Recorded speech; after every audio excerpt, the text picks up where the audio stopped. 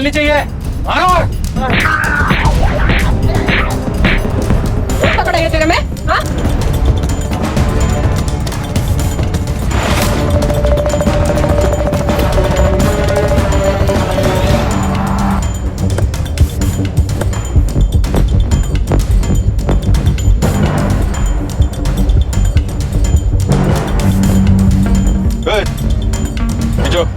साहब, ये तो हमारे सदाबंग और मितानिया साहब, क्या हुआ इनको? किसी गाड़ी ने उड़ा दिया होगा। गाड़ी कैसे उड़ा है? अगर गाड़ी ने उड़ा है तो ये इतने निशान कैसे इनके शरीर पर? और ये सड़क से इतने दूर आकर गाड़ी उड़ाकर चली गई क्या? ये एक्सीडेंट नहीं है भाइयों, ये इनको मारा गया साहब, इनको मारा गया। ये एक्सीडेंट नहीं है साहब। चलो पीछे साहब, चलो चलो। नहीं ये एक्सीडेंट नहीं है। नहीं साहब, ये एक्सीडेंट नहीं है साहब। क्या बोला है?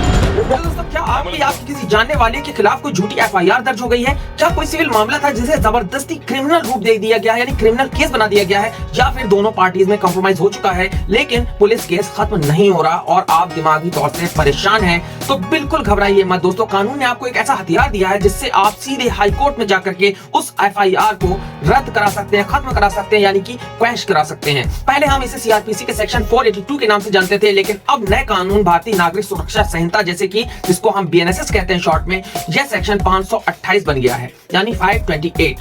तो दोस्तों मैं आपका दोस्त और legal adviser advocate Farhan Akhtar, और आप देख रहे हैं मेरा चैनल फरहान फॉर यू। अगर आपने अभी तक मेरे चैनल को सब्सक्राइब नहीं किया है तो प्लीज सब्सक्राइब कर दीजिए और बेल बटन पर जरूर क्लिक कीजिए ताकि इसी तरह के इन्फॉर्मेटिव वीडियो आपको रेगुलरली मिलते रहे, उसकी नोटिफिकेशन आप तक पहुंचती रहे। तो दोस्तों, आज के इस वीडियो में हम जानेंगे कि एफआईआर क्वैश कैसे होती है, हाई कोर्ट की इनहेरेंट पावर यानी अंतर्निहित शक्तियां क्या हैं, एक्चुअल में इसे फाइल कैसे करते हैं, किस ग्राउंड पे आप इस सेक्शन में अपील कर सकते हैं यानी एप्लीकेशन कर सकते हैं, और इसका इस्तेमाल यानी बीएनएसएस 528 सेक्शन का इस्तेमाल कैसे करें। तो चलिए शुरू करते हैं। इससे पहले आगे बढ़ने से पहले हमें यह समझना होगा कि 528 बीएनएसएस का जो सेक्शन है वो कहता क्या है क्या। तो सबसे पहले समझते हैं कि ये सेक्शन 528 यानी 528 बीएनएसएस जो पहले सीआरपीसी में 482 था, आखिर है क्या। देखिए, हाई कोर्ट राज्य की सबसे बड़ी अदालत होती है, ठीक है, ये आप सब भी जानते हैं, हम सब भी जानते हैं, और सुप्रीम कोर्ट देश की सर्वोच्च अदालत होती है।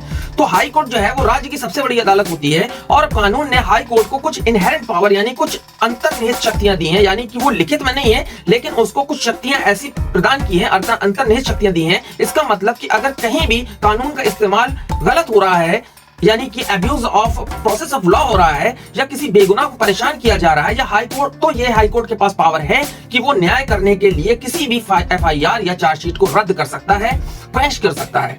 अब बात आती है ग्राउंड ऑफ क्वैशिंग क्या है, कब फाइल करें, किस किस मामलों में ये फाइल हो सकता है। तो अब इस बारे में बात कर लेते हैं।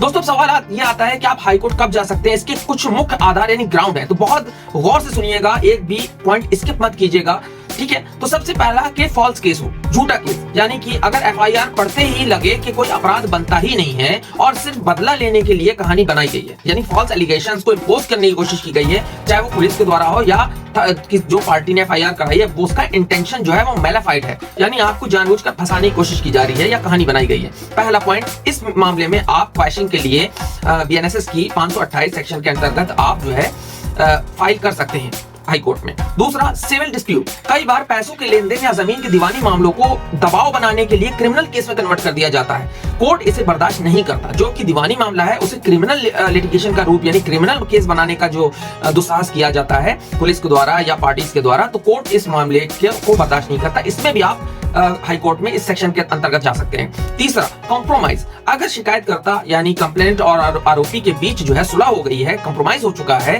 खासकर वैवाहिक विवादों में, तो हाई कोर्ट एफआईआर को वहीं की वहीं खत्म कर देता है, ठीक है।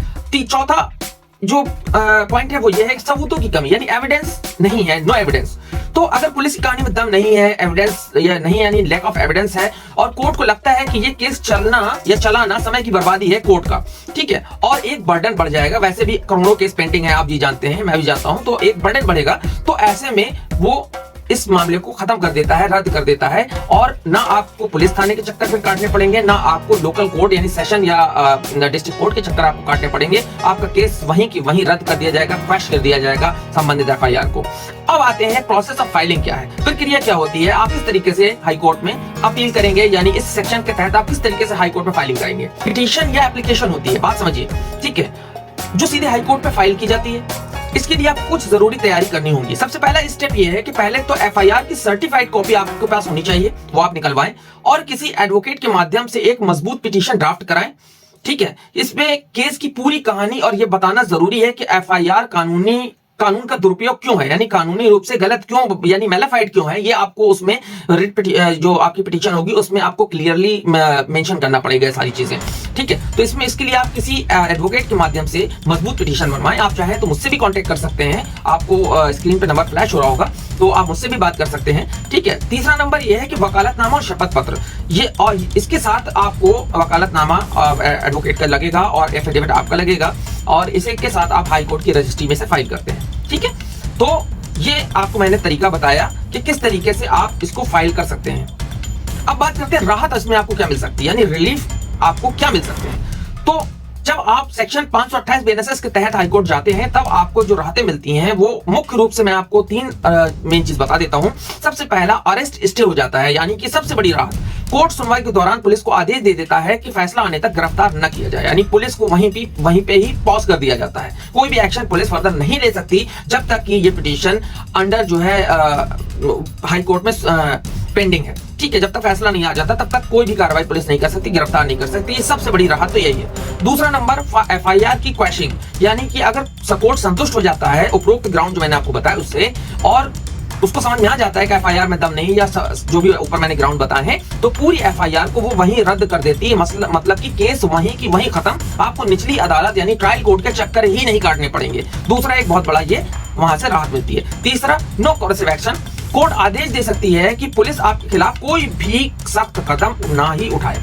ठीक है, तो ये मेन रिलीफ्स हैं जो आपको मिलेंगे, जिसमें सबसे मेन रिलीफ शुरुआत के दो मैंने आपसे बताया कि गिरफ्तारी पर रोक लगा देती है तत्काल जब तक कि मामला पेंडेंसी पे है, सुनवाई पे है। दूसरा, अगर उसको ग्राउंड मिल गए हाई कोर्ट को तो वो वहीं पे एफआईआर को क्वैश करके केस को वहीं खत्म कर देती है, नो ट्रायल फर्दर, आपको कोई चक्कर नहीं काटने। ठीक है, तो ये थी आपको राहत जो आपको मिलती है ये 528 बीएनएसएस के तहत जब आप पिटीशन फाइल करते हैं। तो दोस्तों याद रखिए, कानून डरने के लिए नहीं, आपकी सुरक्षा के लिए है। अगर आप सच्चे हैं और तो सेक्शन 528 बीएनएसएस के जो है वो आपके लिए ढाल का काम करेगा। बस जरूरी ये है कि सही समय पर और सही कानूनी सलाह लेना और सही समय पर सही स्टेप्स को फॉलो करना।